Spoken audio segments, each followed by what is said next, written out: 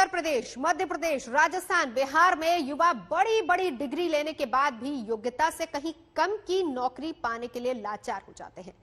ऐसा ही हाल देश की राजधानी से सटे हरियाणा के नौजवानों का भी है। यहां भी नौजवान एक छोटी सी नौकरी पाने के लिए लाचार है। ये जो जमीन पर बैठे नौजवान देख रहे हैं, इन्हीं नौजवानों के कंधे पर भारत का भविष्य बताकर सत्ता हासिल करते हैं राजनेता। लेकिन फिर क्या होता है?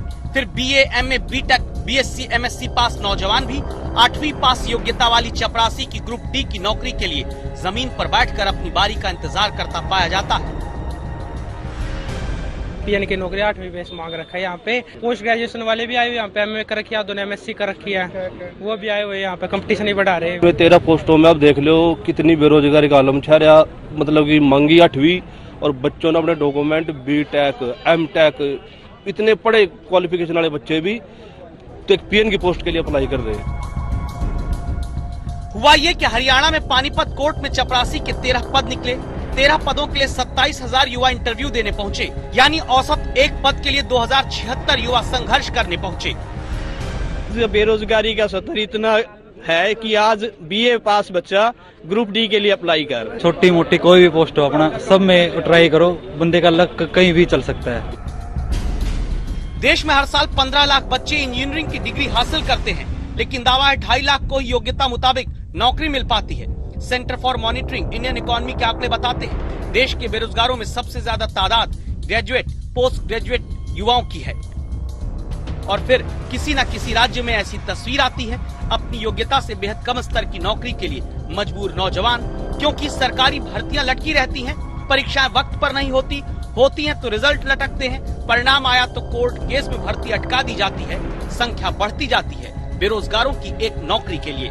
पवन राठी, पानीपत, आज तक। कोई लोग आपसे पूछता है तो आपके माइंड में ये सवाल अक्सर जरूर आता होगा कि डायरेक्ट सेलिंग बिजनेस क्या है, नेटवर्क मार्केटिंग और डायरेक्ट सेलिंग में क्या अंतर है। नेटवर्क मार्केटिंग और डायरेक्ट सेलिंग कहते हैं तो MLM क्या है, डायरेक्ट सेलिंग का फ्यूचर क्या है और हमें डायरेक्ट सेलिंग बिजनेस ही क्यों करना चाहिए।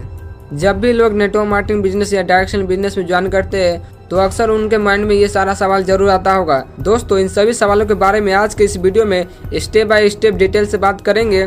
तो दोस्तों, अगर आप सभी जानना चाहते हैं कि डायरेक्ट सेलिंग क्या है तो ये वीडियो आपके लिए है, तो वीडियो को पूरा जरूर देखिएगा। तो दोस्तों, आइए बिना समय लेते वीडियो को स्टार्ट करते हैं। लेकिन उससे पहले आपसे छोटी सी रिक्वेस्ट है, अगर हमारे चैनल पहली और विजिट किए तो वीडियो को दिल से लाकर चैनल सब्सक्राइब जरूर कीजिएगा। तो दोस्तों, आइए पहला सवाल पे आते हैं कि डायरेक्ट सेलिंग क्या है। डायरेक्ट सेलिंग का मतलब किसी भी प्रोडक्ट की खुद से मार्केटिंग करना और उस प्रोडक्ट को कस्टमर तक डायरेक्ट पहुंचाना, उसे डायरेक्ट सेलिंग कहा जाता है। लेकिन वहीं पर अदर जो कंपनियां होते हैं मार्केट का, उसमें ऐसा नहीं होता है। जो अदर कंपनियां होती है वो अपना प्रोडक्ट जब बनाती है, जब वो प्रोडक्ट तैयार हो जाती है तो सबसे जहाँ पर एक मैन्युफैक्चर में तैयार होता है, उसके बाद वो सारा सामान डिस्ट्रीब्यूटर को भेजता है, फिर एक होलसेलर को, फिर एक रिटेलर। इस तरह के अदर कंपनियां में ऐसे काम करते हैं। लेकिन अगर आप 10 रुपये का पेन खरीदते हैं तो जो अदर कंपनियां होती है वही के रिटेलर को 8 रुपये मिल जाता है वही पेन, वही की होलसेलर को 7 रुपये मिल जाता है और डिस्ट्रीब्यूटर के 6 रुपये में, जो मैन्युफैक्चर होता है उसको 4 रुपये बचता है। इस तरह से अदर कंपनियां में काम होती है। लेकिन डायरेक्ट सेलिंग बिजनेस में ऐसा नहीं होता है। डायरेक्ट सेलिंग में कंपनी के पास अपना खुद का प्रोडक्ट होता है।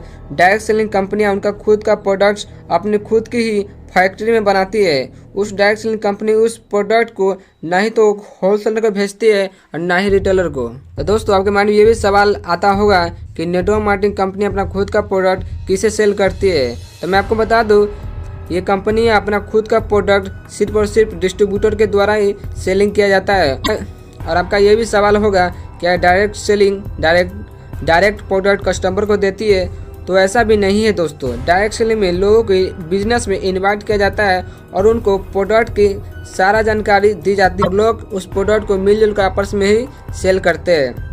अगर आपको डायरेक्ट सेलिंग कंपनियां में खुद का तो प्रोडक्ट बनाती है जो कि वो डिस्ट्रीब्यूटर के भेजते हैं, जो डिस्ट्रीब्यूटर ना किसी होलसेलर के पास वो भेजता है, ना कोई रिटेलर के पास, वो कस्टमर के पास प्रोडक्ट को भेजते हैं। डायरेक्ट सेलिंग में आपको 5 रुपये का सामान सिर्फ 5 रुपये में मिलेगा, आपको अदर पैसा नहीं देना पड़ेगा। क्योंकि डायरेक्ट सेलिंग में डायरेक्ट कंपनी से कस्टमर तक पहुँचाया जाता है बिना किसी एक्स्ट्रा चार्ज के। इसी बिजनेस मॉडल को डायरेक्ट सेलिंग कहा जाता है। और दोस्तों, आते हैं दूसरा सवाल पर, नेटवर्क मार्केटिंग बिजनेस और डायरेक्ट सेलिंग बिजनेस में क्या अंतर है।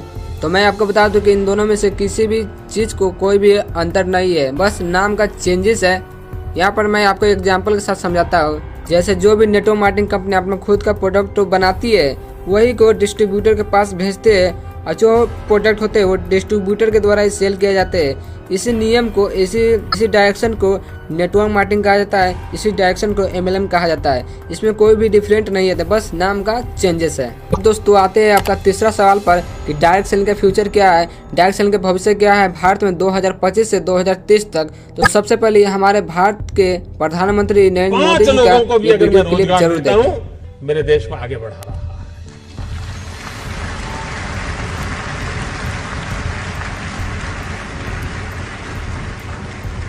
एक साइकोलॉजिकल चेंज लाना है कि यूथ के दिमाग में जॉब सीकर की मानसिकता से उसको बाहर लाना है, वो जॉब क्रिएटर बने।